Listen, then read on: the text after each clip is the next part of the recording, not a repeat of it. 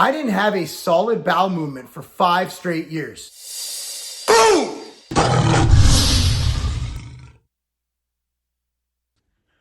Boom! What's up, everyone? Marc Lobliner, CEO, MTS Nutrition, Chief Marketing Officer, TigerFitness.com, creator of the Outright Bar, as well as partner in the Ambrosia Collective and 015 Nutrition. For those of you who've been following me a really long time, like back when I competed in 2013, that's a long time.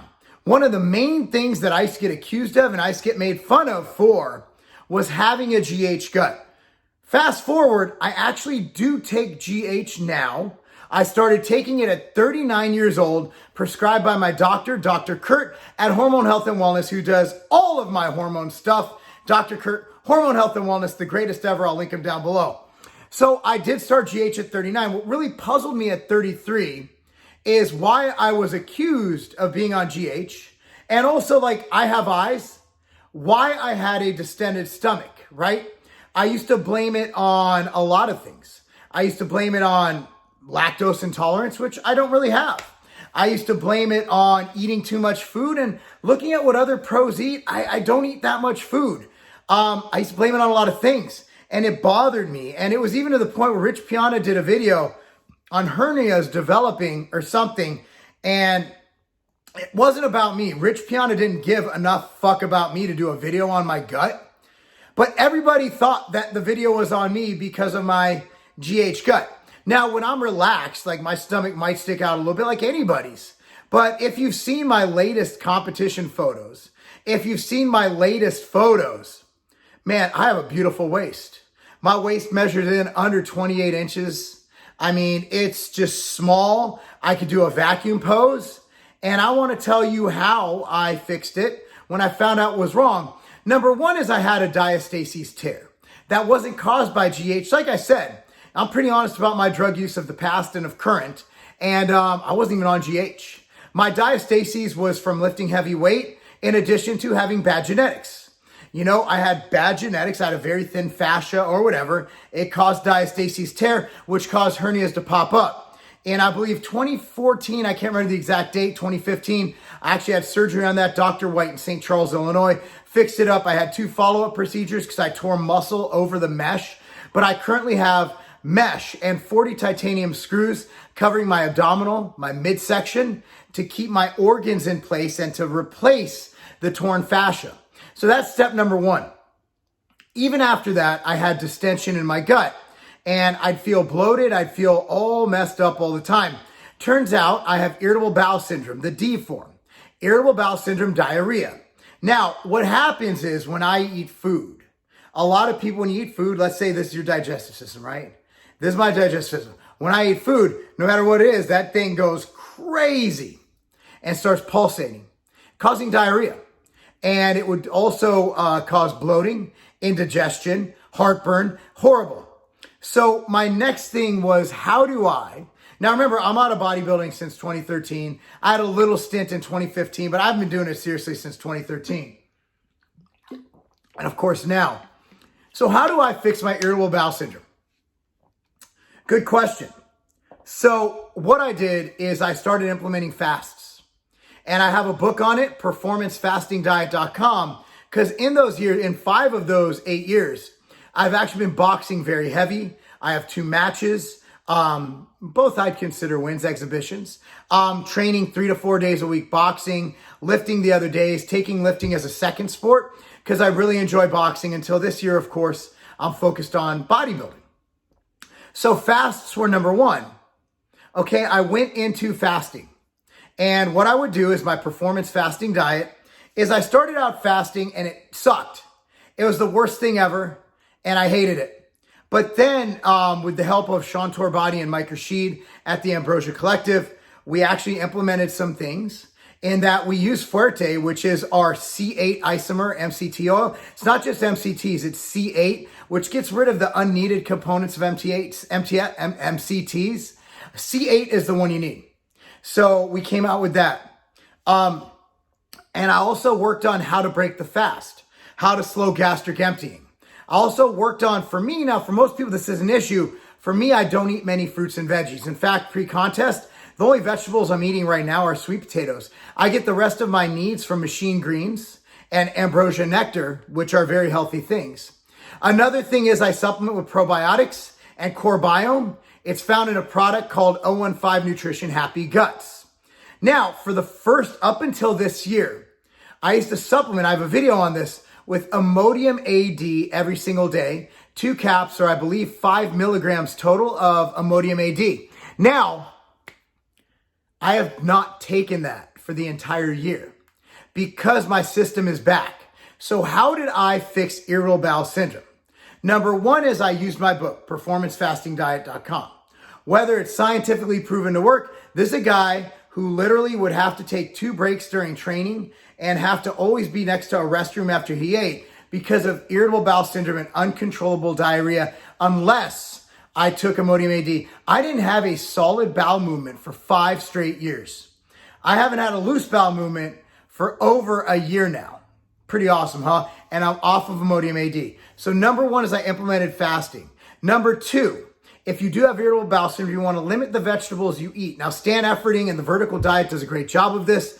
Avoid things like Brussels sprouts, broccoli, things like that really have those issues. For me, I'm pretty much off of veggies. You know, my cheat meal, believe it or not, my cheat meal after my show was a Mediterranean salad. I just really craved a salad. Nice, light, refreshing salad. Oh, it was so good. So good. I love veggies.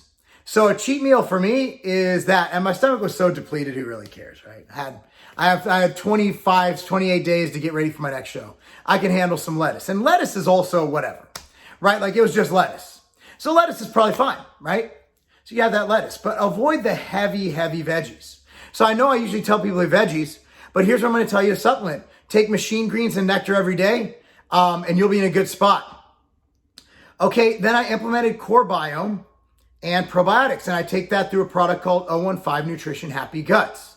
I no longer need Imodium AD, but if you do have IBS-D, then you might want to look into getting some Imodium AD just in case stuff flares up. Now, IBS is weird in that it will flare up with stress. It will flare up with if you eat fried food. You can't just go out and have a hamburger. Like, I couldn't cheat after my show. It's like, what'd you have for your free meal? Honestly, I had 3 outright bars and a My Cookie Dealer cookie. That's all I ate. And then I was good. And at that point, I was so stuffed from the carb up. Now, one easy digest food, which promote, again, Vertical Diet, Stan Efferding does a good job of this, is white rice. For me, sweet potatoes without the skin do really well. But generally speaking, I also added in glutamine. I take 5 grams of MTS Nutrition glutamine 2 times a day. And I'm going to go ahead and link these down below. Now, glutamine, I don't think does anything for muscle growth. Doesn't do much for any recovery. But I do think it does a good job of mitigating some gut issues. So I'm a big fan of glutamine. So there you have it, guys.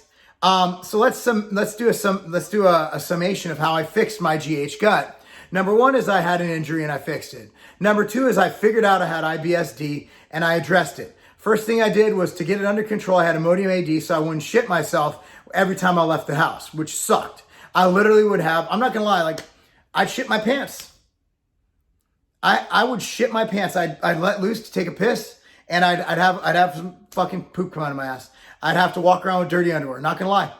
Fucking terrible. And I'm a clean freak. Those who know me know I brush multiple times a day, wash my hands all the time. Like I am a hygienic freak.